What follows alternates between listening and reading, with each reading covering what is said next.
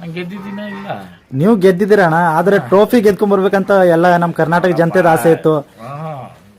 ಗೆಲುವು ಒಂದು ಮನುಷ್ಯನ್ಕ ಎರಡ್ ತರ ತಕೊಬೇಕು.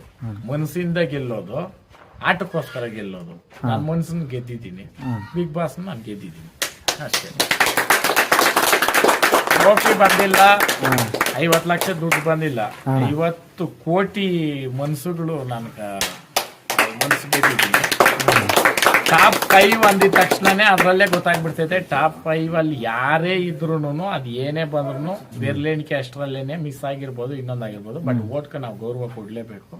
ಅದ್ ಏನೇ ನಡೆದಿದ್ರು ನಾನು ಬಿಗ್ ಬಾಸ್ ಅದು ಒಂದು ವೇದಿಕೆ, ಅದರಲ್ಲಿ ವ್ಯಕ್ತಿತ್ವದ ವೇದಿಕೆ.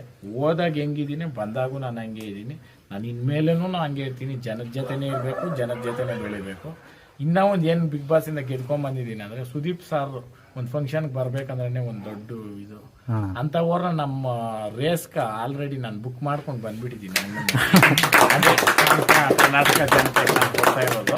ಎಲ್ಲರೂ ಸೇರಿ ಅವತ್ತು ನಾನು ನನ್ನ ಜೊತೆ ಕೆಲವರು ಇದ್ದು ನಾವು ರೇಸ್ ಮಾಡಿದ್ರಿ.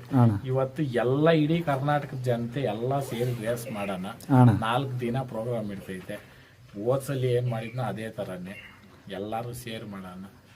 ಇದು ನಿಮ್ದು ತುಕಾಲಿ ಸಂತೋಷ್ ಅವರ ಒಂದು ಫ್ರೆಂಡ್ಶಿಪ್ ಬಗ್ಗೆ ಏನಾನ ಹೇಳಕ್ ಇಷ್ಟಪಡ್ತೀರಣ್ಣ? ಅಲ್ಲ, ಅದು ಫ್ರೆಂಡ್ಶಿಪ್ ಅನ್ನೋದಕ್ಕನ್ನ ಒಂದು ಬ್ರದರ್ ಅಲ್ಲಿ ಒಂದು ಹಿಂಗೆ ಹೇಳೋದು ನಿಮ್ಕ ಅಂತಂದ್ರೆ ಫ್ರೆಂಡ್ಶಿಪ್ ಅದೇ. ಯಾಕಂದ್ರೆ ಅವರು ಯಾವುದೇ ಒಂದು ಗೇಮ್ ಆಗಲಿ ಯಾವುದೇ ಒಂದು ಮಾತಾಡ್ಕೊಂಡೋಗಿ ಅರ್ಥ ಮಾಡ್ಕೊಂಡೋಗಿ ಹಿಂಗೆ ಬದುಕ್ಬೇಕು, ಹಿಂಗೆ ಮಾಡ್ಬೇಕು ಅನ್ನೋದಲ್ಲ ಬಿಗ್ ಬಾಸ್. ನಾವು ಅಲ್ಲಿ ಹೋದಾಗ ಯಾರು ಅಂತಾನೆ ಗೊತ್ತಿಲ್ಲ. ಬಟ್ ಅದು ಬಾಂಡಿಂಗ್ ಯಾವ ರೀತಿ ಬಂತಂದ್ರೆ ಡೇ 1 ಅಲ್ಲಿ ಸ್ಟಾರ್ಟ್ ಆಗಿದ್ದು ಕೊನೆ ದಿನದವರ್ಗು ನಡ್ಸ್ಕೊಂಡ್ ಬಂದ್ರಿ. ಅದೇ ಅಷ್ಟೇನೆ ಆ ಫ್ರೆಂಡ್ಶಿಪ್ ಏನ್ ಬೆಲೆ ಕಟ್ಟ. ಕೊನೆದಾಗ ಏನ್ ಹೇಳಕ್ ಇಷ್ಟಪಡ್ತೀರಣ್ಣ?